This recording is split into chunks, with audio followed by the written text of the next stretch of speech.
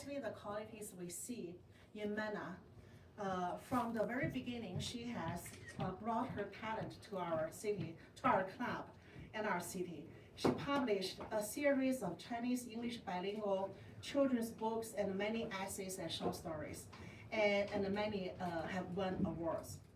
And now, with this beautiful collection, she gives us a gift, stories that speak to the immigrant journey with honesty, tenderness, and quiet strength. Her characters, landlords, nursing home residents, florists, office workers, may seem ordinary at first glance, but through Manna's eyes, we see their extraordinary struggles and triumphs. These are the kinds of stories that remind us of ourselves, our parents, our neighbors, our colleagues, and our friends.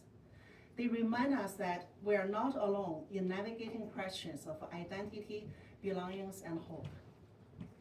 What makes tonight even more meaningful is that many of these stories are set right here in Edmonton. Manna has taken our city, its streets, its people, its everyday moments, and turned them into literature. And in doing so, she has preserved pieces of our shared experience for future generations. Manna, we're so proud of you. Where's Manna? Too busy reading. We're so proud of you. As a fellow writers, we admire your dedication. As friends, we are touched by your kindness. And as readers, we are deeply grateful for the way your words move us. Thank you. So let's start to celebrate Manna Liu and her wonderful book, A Solo Dance and Other Stories. Congratulations, Manna. Thank you.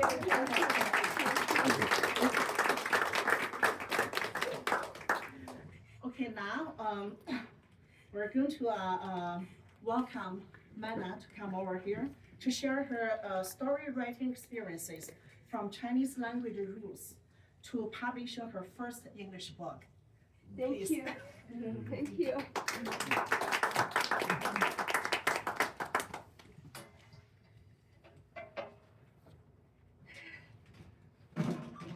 I'm so happy today.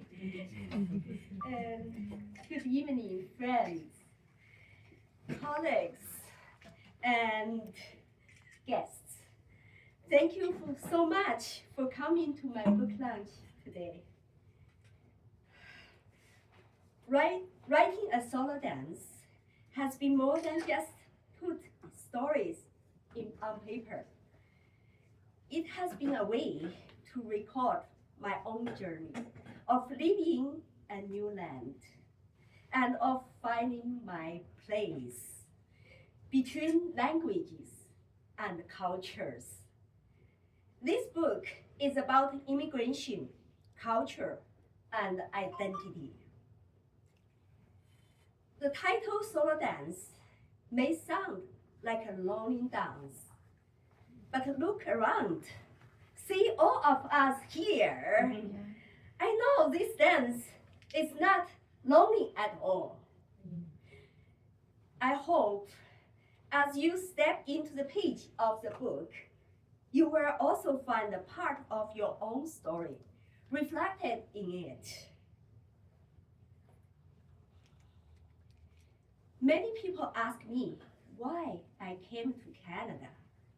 Honestly, I still don't have a clear answer. At first, I think I may need one, but maybe the truth is not having an answer is the answer. I want to start by saying my book, A Solo Dance and Other Stories, is a collection of what I've written over the past 20 years in Canada. Even though it's a fiction, it's inspired by real immigrant experiences, include my own. Back in China, I was a librarian, surrounded by books and familiar with words. Leave all the behind, I step in a world where Latin felt familiar. When I first arrived, I was overwhelmed with emotions. I cried. I refused my choice. I even I regret my choice. I even refused to learn English because I was afraid that if I learn it, I might forget my Chinese. Slowly, I began to love the multicultural country. But life was very hard because of the language barrier. I meet many interesting people in public space from around the world. My neighbors, even homeless people in the streets. They all had amazing stories. I wanted to understand, but I couldn't. I couldn't hear or speak properly, and it feels as if I had suddenly lost my sight and my hearing. That pain pushed me go back to school and learn English step by step.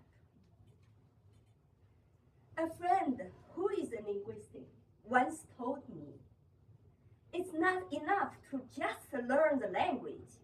You must also learn the cultures. I still remember, let me give you a funny story when I arrived here. I still remember when my family first landed in Calgary last summer. Those first few days, everything around us feels so new and so curious. One day, we noticed many houses with a sign, yard sale. We wondered, those people are so strange. Why do they only sell their yard and not the whole house? And at that moment, I thought I was very smart.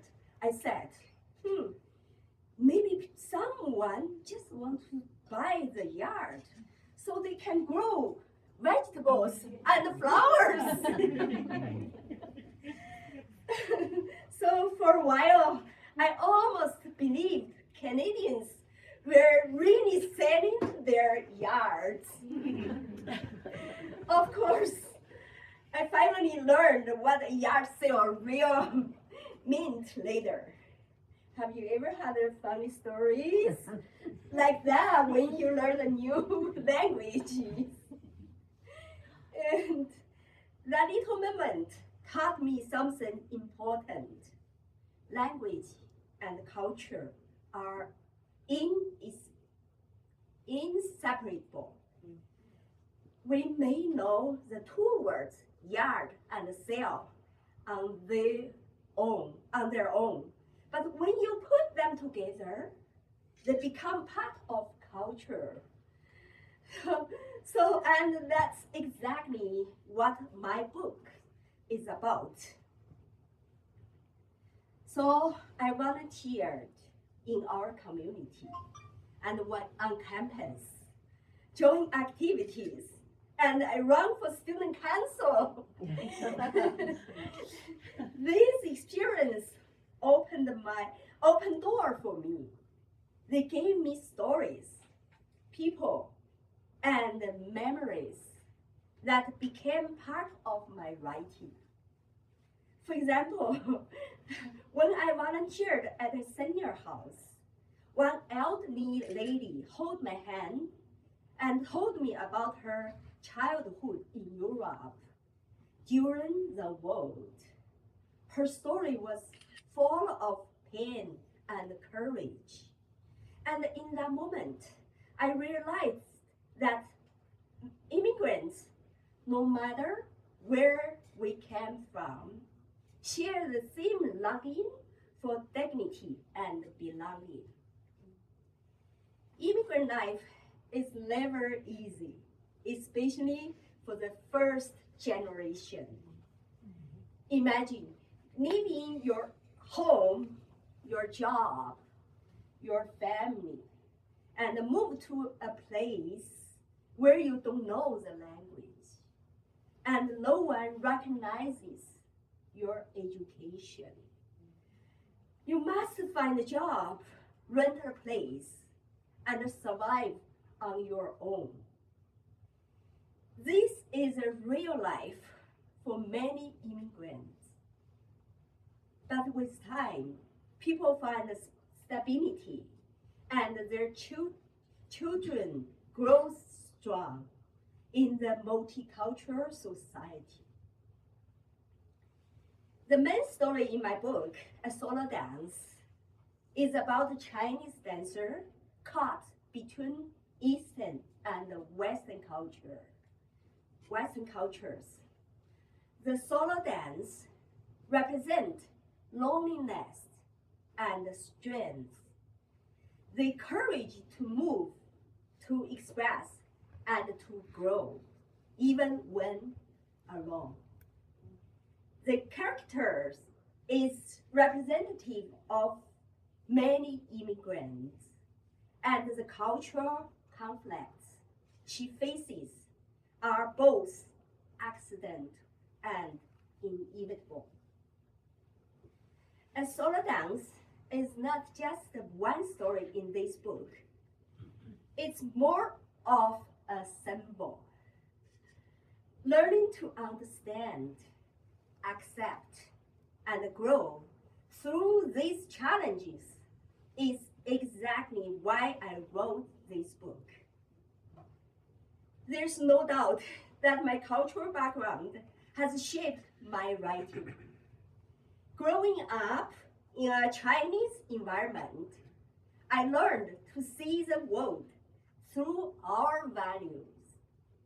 Things like family, relationships, and identity are woven into my world.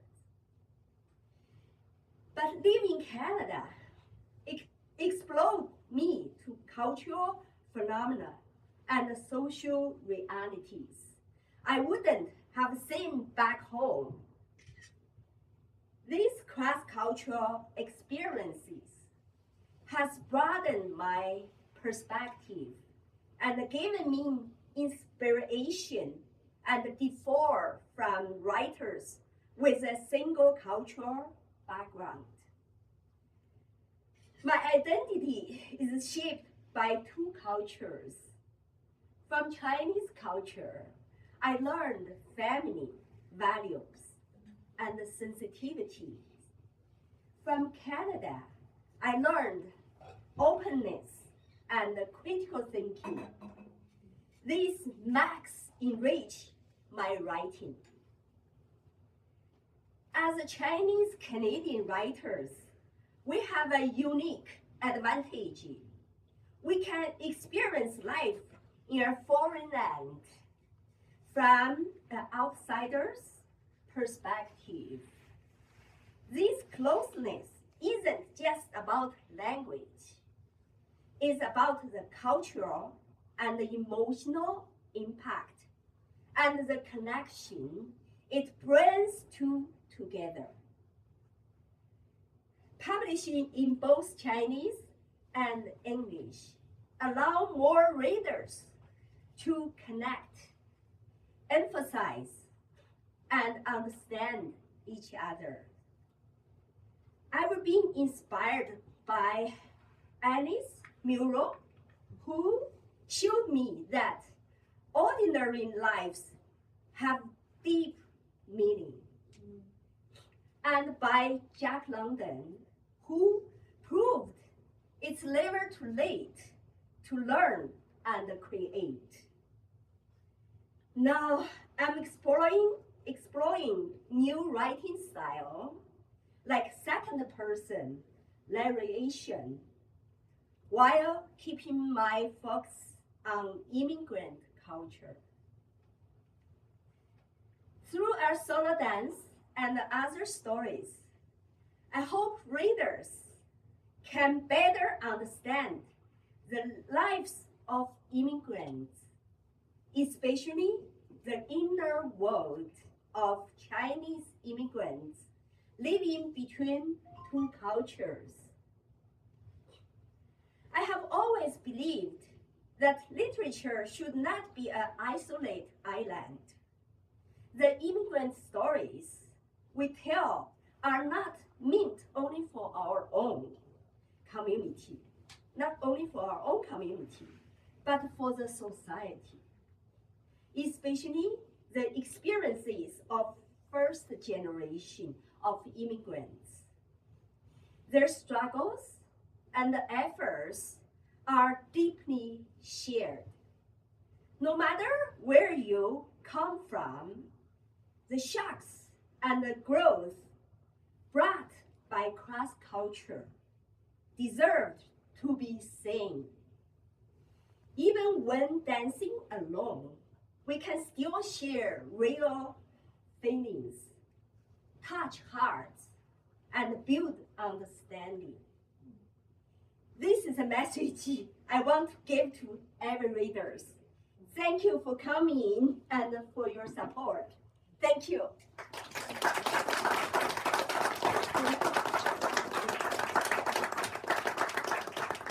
Thank you so much, Manna, for her very heartfelt reflections on her identity, cultural heritage, and cross-cultural storytelling. This is quite significant and thought-provoking. Thank you. And next, we're going to invite Tamara